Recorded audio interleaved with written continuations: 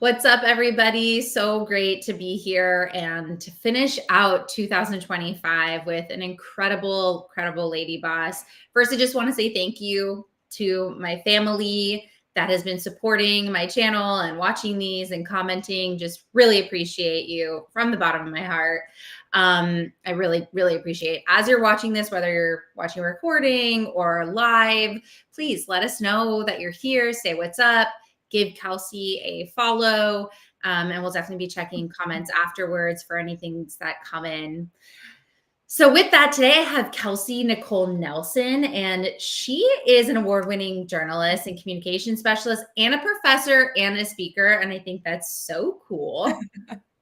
Thank you so much. I'm excited to be here. I am just as enamored, honestly, with you. So I'm just glad we met. I'm excited to speak with you and hopefully just have, good vibes today. I know, me too. Okay, so first, I'd love for you to just talk about your journey a little bit, where you've been and what you're doing today.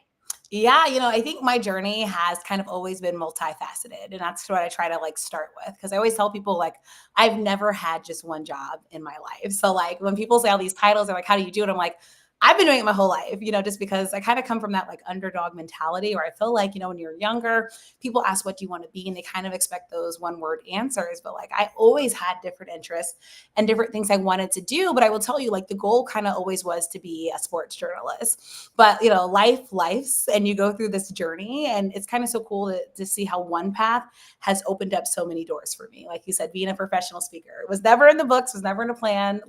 Once upon a time, I was nervous to do oratory. So the fact that I do it for a living now is kind of cool. But I think really honestly, my beings are because of my parents. My parents were, both government workers, worked extremely hard, but essentially told me, if you want to be something in life, you have to start now and you need to start the building blocks. And so kind of for me, I think media, honestly, Rachel, I was drawn to because I always just the power that they had, right? The authority that they had to, to command audiences, and also just the power that you have to carry a narrative and carry truth. That to me meant something. And so, I remember I'd run home and remember the Oprah Winfrey show would be on, my mom would be watching. And, I'm like, how many people is this woman talking to? And she's like, millions. I'm like, millions, and coming from a place, you're in high school. I think my graduating class was 400 something. So I'm like, how can somebody be talking to millions? And so for me, I think that's kind of where the media journey started. Just wanting to make an influence, just wanting to be trusted with an audience, right? I mean, and be able to command a presence and attention. And I think now that's kind of lent itself to, obviously, me really the professor lens, to being able to do that with the next generation of journalists. And then even as a speaker, being to command different audiences and hopefully get them to some of their goals. I always say goals and grows, right? The places that they want to grow in, as well. And then just as a broadcaster, right? Just knowing that an audience trusts you to deliver a message. These athletes trust me with their stories, and how can I commend that? So again, I have to give props to my parents, and honestly, just the media pioneers that came before and the trailblazers that came before. And for me now, it's just wanting to carry that torch and carry it forward and just kind of help to grow the industry and business, and obviously my own unique lens and way. So tell me something, being a journalist today and building trust. Ooh, yeah. I mean, it's really hard, and you're trying to build authority through trust and being your authentic self, but you're in an industry of sports. There are not many women. There are not many Black women. Like you said, they're trusting you with their story, right? Which is their livelihood too. How do you do that? How do you build trust first when you're with these people that you're interviewing and writing about? Yeah, the biggest thing for me is the work ethic piece. I, have worked my way up, and that's one of the fun things I love when people meet me. I love for people to Google me, Rachel. Please Google me, go see what I've done, see where I've been. And for me, it's honestly, I tell my students this, it's putting the work in, right? I think a lot of the times when people trust you and trust is a two-way street, right? I always say there's two things I need in every relationship. It's trust and respect, and that's in any aspect of my life. And those are my non-negotiables in life. If there's no trust or no respect in me and you, we can't move forward again.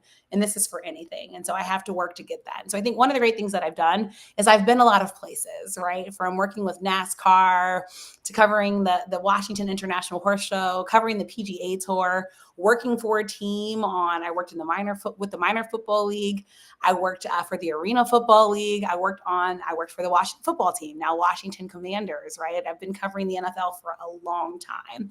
I started my career really, professional career in college, going to University of Maryland. I worked in an athletic department. I have my degree in broadcast journalism. And yes, I'm a Black woman, but I also have a degree in African American studies. I also have studied public policy. So I've put the work in, right? I've done internships and jobs in those fields too. I've worked for foundations. I know what it is to work with people on Capitol Hill. So I think when people kind of see the experience that I have and who I've worked with, it kind of builds that trust, right? Because a lot of these rooms and doors that I've been in, I've had to work to get there. Yeah. And I still work each and every day. That's the other thing about building trust with these people, right? I'm still doing it. I just became a Heisman Trophy voter, right? I became that though, again, from the work that I've done and the trust that I've built, right? Covering college football for a long time, really being bred. College football was my first introduction to sports just because of my father who loved Grambling State University. That's the room I grew up in, was the Grambling State University, football theme room. So I've been there. I've traveled, right? So also I've not only been in DC, I've traveled for work. I worked on the Legends of Texas Football documentary. Friday Night Lights, I've told the real story. So all that to say, I think that's kind of been the biggest thing for my success, is that I've put the work in, and I think it's and people have seen the accolades that have kind of come with it. That's the other thing. I've not only worked hard, but I've worked to the best of my ability. And I'm so grateful, to have been recognized by so many different organizations and individuals. And then also, honestly, and I said, I have also worked, again, with the people who I think do this job to the top, of their ability, right? So interning with top, again, journalists probably that people look up to. So all that to say, I think that's the absolute biggest thing that you have to do. Everybody wants to know that when you have the microphone and you have that you've also done the research, right? When I come prepared with the questions. I know the background. I know their background. I'm doing the work. So I always say, people don't, people know the glory, but not the story. But the story of the work that goes into the work that I do, I've been there and I've done that. And so I'm just grateful, that people get to see that when I show up to do my job. And again, I do my job. I'm never going to go anywhere without doing my job to 150%, of my ability. And so I think that's kind of the cool thing about journalism, in media, is that you have to work with that. The first day of class, even I have to work to get my students' trust, right? And even for them, right? Believe me, they're looking you up too. They want to see what you've done as well. So I think, anytime you step into a room, it's that. And like I said, always knowing that you can never get complacent. For me, it's always, how can I grow? How can I get better? And I'm always challenging myself. So like you said, we're almost done this year. I'm already looking at my 2026 goals and what I want to do. I'm counting down. I'm looking at the Olympics in 2028, Rachel. I want to be part of that. How can I get there? Right. So the work is happening now. But again, I want people to look back at my track record and see, okay, she's done that. She's earned the right to be here. And even if you don't think so, but I'm gonna sway you over, hopefully, again, by just my command and presence and the, and the knowledge that I'm bringing to the work that I do. You're making such an important statement here. It's putting in the reps. Mm-hmm. And when you put in the reps and you get trained, then other things come about. Exactly. You've named some things that there may be a lot of people listening that, wow, that would be so cool to be with. You said you're on the voting team for the Heisman, right? Yeah. So putting in the reps, follow through, work ethic, 100%, 120,000% agree with you.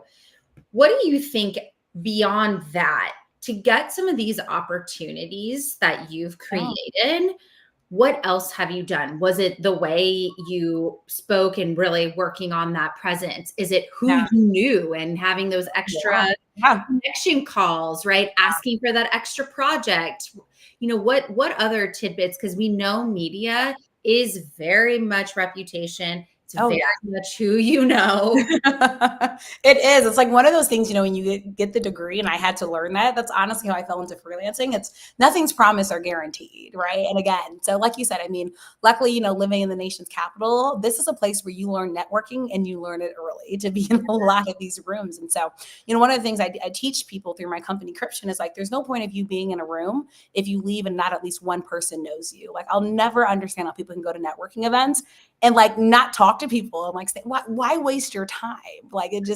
you have to make a presence. And, I think for me, I've learned to command my own presence, right? When I walk into a room, I know the attention I can garner, and how do I use that to the best of my ability? How can I have a fruitful conversation with folks? I think it's a combination of things. You touched on so many different things. I definitely say networking is one.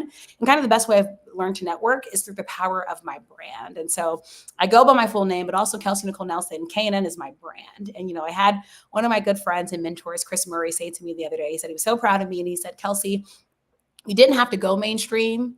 You are mainstream. And that struck with me, and it really sat with me. And I thought about it because kind of how I became KNN is because when I was growing up, again, I was kind of like the holder of all the information for my family, right? So people would put a play on CNN and just start calling me, hey, here's KNN. She's coming. She's got the information, and I would love delivering it. And that's kind of how KNN started. But little did I know later on in life that would become the basis for me to kind of build my media empire. So everything I do has KNN in it.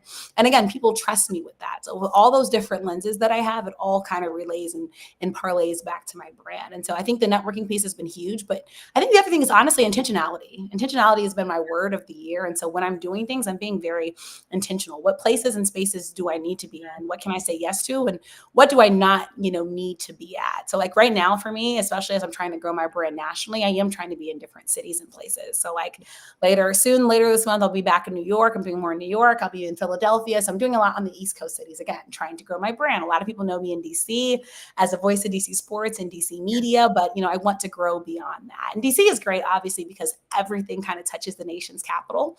And especially with me having a public policy lens and a business lens, I got my master's in sports industry management. I can talk about sports through many different lenses. And I think that's the other thing. What makes you versatile? What makes you you?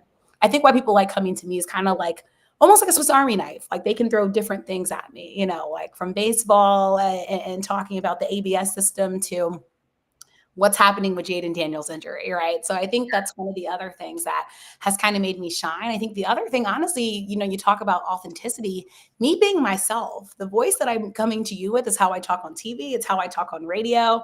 And people have liked my high energy kind of pace that I bring. I've done voiceover work, for people. Because when I first entered the industry, I honestly would have a different voice. I'll never forget, like, essentially someone saying to me, why do you sound like that? I'm like, I'm sounding like the broadcasters. And they're like, we hired you for you. And then I thought about it and I was like, that doesn't make sense, but here I am thinking. So all that to say, like, I think being authentically me, and when you know yourself, I think you can do your best work because you don't have to think about all these different things you're trying to be. So I think that's probably the other thing, is just, again, what makes you authentically you and being able to own that, and I, like, for me, I talk fast naturally.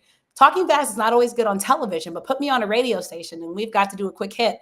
I can knock that out the park because again, that's just naturally me, right? Being able to do that. And then I think because too, and then also I would just say the last thing, use like your experiences. Like you said, when I know when I walk into a room, I am a Black woman, right? And I love that. But there's things that have come with that, when you're talking about, for instance, the Angel Reese controversy, right? That was kind of happening more so recently. Angel being a Black woman, being from where I'm a Maryland girl too. She's from the area. Like she went to Maryland, I went to Maryland, right? Like there's these different things that I can kind of touch on. And I use that. So like being from the DMV area, like anything that touches the DMV, usually I can kind of call home, right? Because again, I know this area like no one else. And I own that. And so I think that's the other thing, like use your experiences, what you've been through. I've lived in the Deep South. I spent, half of my childhood in Jackson, Mississippi. So I know what it is to live in the Deep South.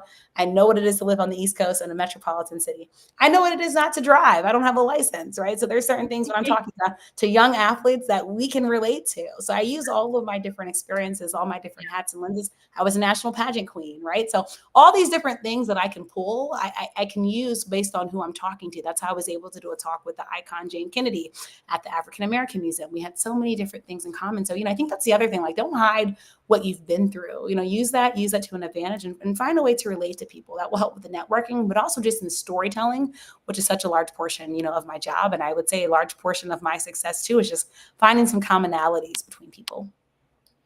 Yeah, you're doing such an amazing job at defining your personal brand, and something when I'm teaching and what we do with our clients, like we talk so much about connecting where you've been, what your story is, that childhood KNN to what you do today.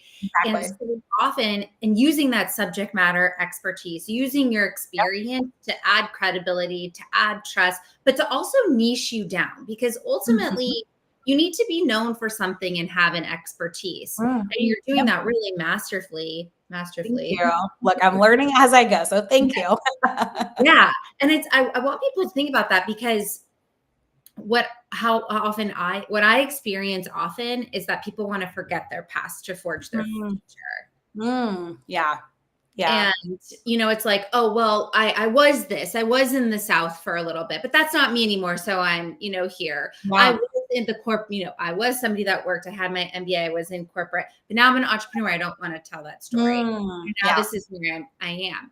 But yeah. the real magic is actually in bridging that The two story, together, like a exactly. journalist. And You have to. I mean, I'm so grateful. Like, it's like, I met this woman the other day and she was, she called herself a military brat, right? So she had moved all these different places. But because of that, she was able to relate to so many different people, because she had been in so many different yeah, places, right? Like travel is such a unique experience. Like when I was in high school, I had a chance to do a unique opportunity and live in Europe as a student ambassador. And that's something that, I'm so grateful for because, it's something I can speak to. And it's really something that honestly changed me because that's the first time I had to live outside the country, right? And that's an experience you can have. So I think you're right. Like whatever you've been through, like I said, I'm a business owner, but I worked in the nonprofit sector, right? I've worked at corporate companies. That's honestly why I think I'm able to have success as an entrepreneur because I was able to take those different skills, right, and learn. And honestly, building my client list, people had got to know me, right, through those jobs. So I think you're absolutely right. And again, that's what makes you uniquely you, what you've been through. Like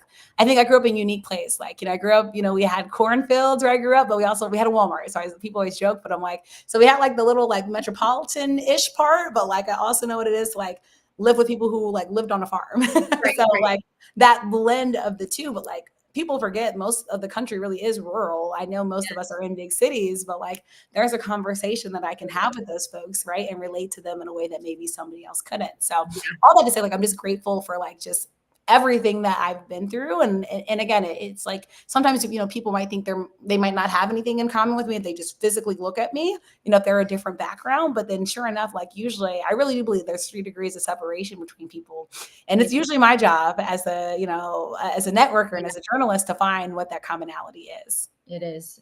I love that so much. So, what are like some of the myths about Mm. doing what you do? What is like the not so good side? I think everyone thinks this is like full-time glamorous and Yeah. like people like most of my time is really spent doing the research, right? The grunt work, like and the not so like people will see me online and like think I'm at galas every night, Rachel, which I do, but to be fair, I do go to a lot of networking events. But I do live in DC and it's like again, as a business owner and networker, but that's not every night. And people don't realize too, like I do schedule content. So like sometimes when they think I'm out, like I'm in the house, I'm warm, I'm cuddled up, like, Yeah. and really preparing for like the next day. So I think people like, yes, it's a fun job, but there's so much work that goes behind it. Yeah. And a lot of your time really in media, right? You're not getting paid for. Like, yes, I'm getting paid for the TV time, but I'm not getting paid for the time that it takes me to get prepared, right? For that television hit. All the travel that you're doing to get there. So all of that, and that even the travel is taxing, right? But like Yes. sometimes I've had to pop off a train or a plane and do a hit and have to act like, I'm just alert and ready, right? Because people want that. Nobody wants a tired person that looks druggy, on air or on camera.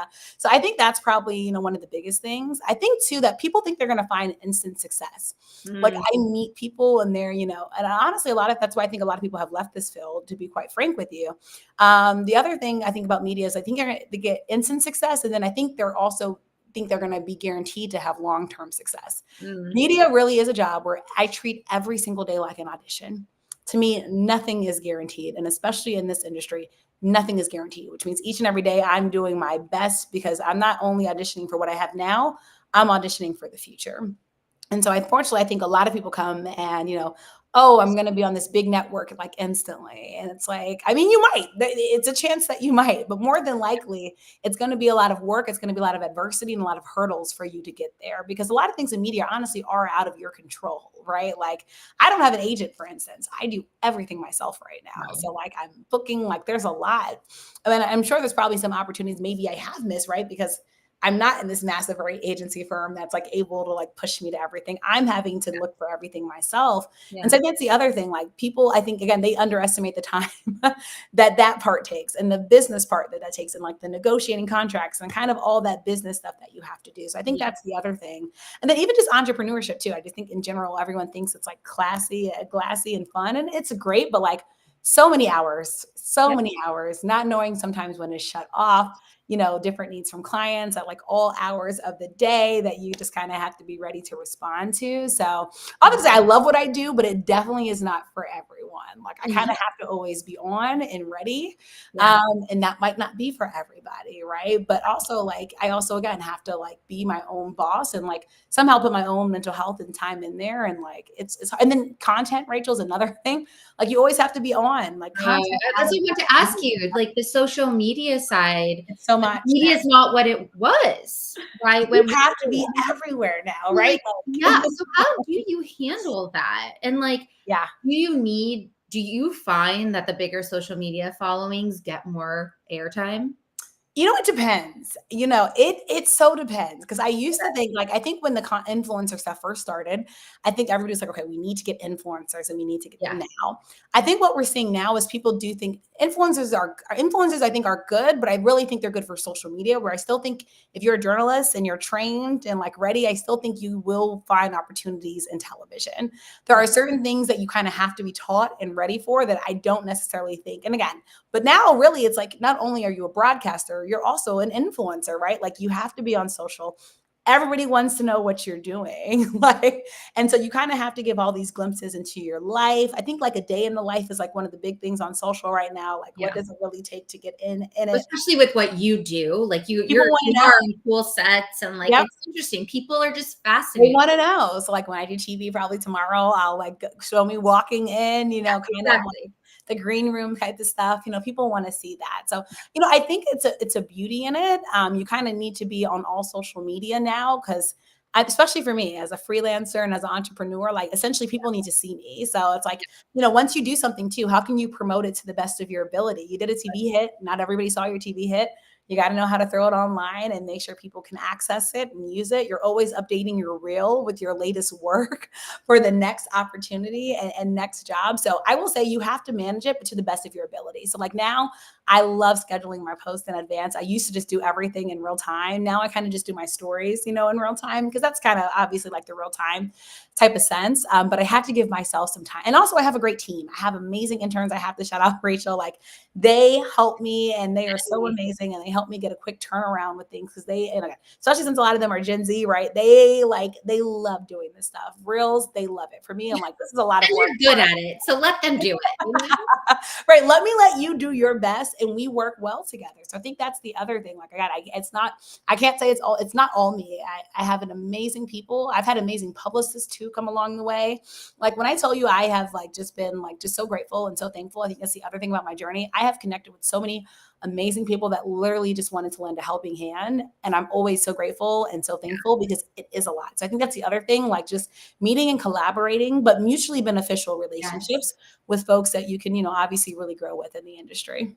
And I mean, you're vibrating, right? A lot of that is that vibration Yeah. and what you're putting out there, right? We can attract that. And then we also need to give back. And that's one of the things I really appreciated when I met you, the fact that you are a professor and that you're with the students. I do some guest lecturing, and I would, love the idea of being an associate professor. Something seems really great because it kind of also keeps you on your toes, right? You have to be and communicate.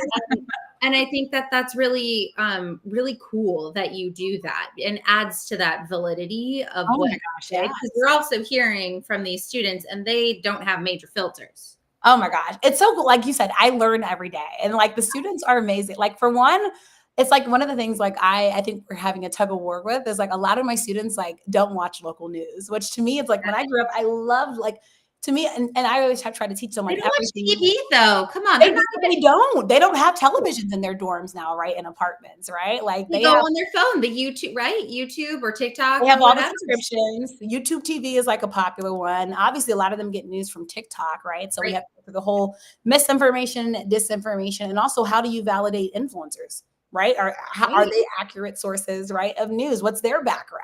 So we go through all of this, but at the same time, too, I think just how how they're consuming news is helpful for me, right? Again, as somebody who has to create and be, so it's good to know, like, if you want to reach this younger audience, like this is where they are, this is what you need to be doing. But then also we're able to have real conversations, right? Like how I see stuff again through my unique lens, especially since the school I teach at has a very large international audience as well. I think I'm seeing things through so many different lenses, right? Yeah. Like even like I know they asked me about cricket.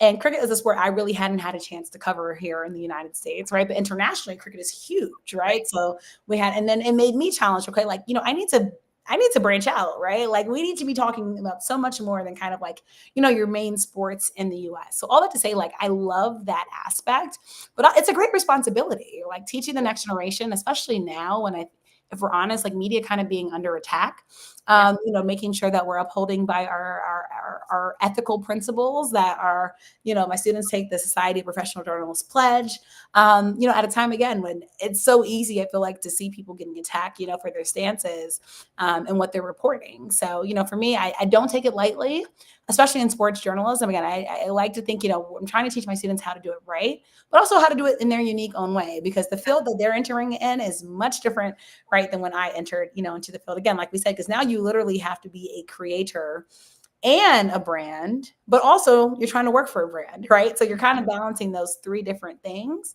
at the same time. So, I wouldn't change it for the world. And let me tell you, shout out to the students that take my 8 a.m. bright and early and bubbly eyed, an elective that they wanted to be in. That means a lot to me. But I wouldn't trade it for the world. So teaching, I think, has been one of the greatest gifts and joys, honestly, of my career, because it reminds you of the responsibility and duty that you have to give back. And for me, that's just one of the ways I'm able to help the next generation, because I'm very big into lifting as you climb. Yeah. I love that so much. I have a couple rapid fire, just some Okay, I'm ready. Yes. close out here. Also, the professional pledge. I think you need to like put that all over LinkedIn and everywhere and put. Can we all take it? Right? I'm serious. Like I'm going to follow up with you on what your pledge is, because Oh my gosh, yes. I'm writing a newsletter about it, because in this world of AI and, like you said, misinformation, and like nobody is fact checking. Everybody's taking what ChatGPT take what they gives them. see. Yep. Mm-hmm. Yeah. And so I love that you're doing that. And I'd also love to get it and share it. Yeah. You disseminate that from a really professional lens. Yep. I want that, please. Yeah, look, I'm happy to. And I'm so happy you said that. Like, one of the things we don't say is fake news. Yeah. There's misinformation and there's disinformation. Those are the two. Right. So it's like making sure, again, that we're accurately, right, just making sure that we are our best selves. And that's the biggest thing too, right? In a world that everybody wants to be first, I teach my students it's more important to get it right. Ooh. Yes, it's great to break news, but it's not good to break false news. So that's the thing. I agree with you. I wish all of us could. And hopefully that's a lesson that everybody gets. Like, we all have to kind of do our own duty to make sure that, again, even if you want to spread something on social, like, make sure it's right. Like, there have been people who have been pronounced dead. There are people who culture misidentified, right? Like, we have to do our duty, like, to make sure that we're doing that. Because otherwise, how can we expect our young people to learn if they're not seeing examples of it, in real life? Yeah. Oh, I love it. Okay. So a couple rapid fire. Okay. One word that describes you on air. Ooh, energetic. Okay. One word that describes you off camera. Oh, that's a good one. That's a hard one. Energetic. Yeah. I told you guys, I am how I am on and off camera. Funny. I like to think I'm funny. Can I say funny? I think I'm funny. Yes. Yes. Okay. Dream interview guest, alive or dead? Oprah Winfrey. So if you're listening, Oprah, I am ready. We're ready. You're manifesting that. That's happening. Okay. Do you play any song before you get on? Anything you got like a little hype or your song? I love music. It's funny. Blue Cantrell right now is like hit 'em up. I don't know why, but she's my hype song right now. But I'm such like a 90s 2000s like R&B girly. I love that. I love that so much. Okay. Is there the biggest pinch me career moment for you so far?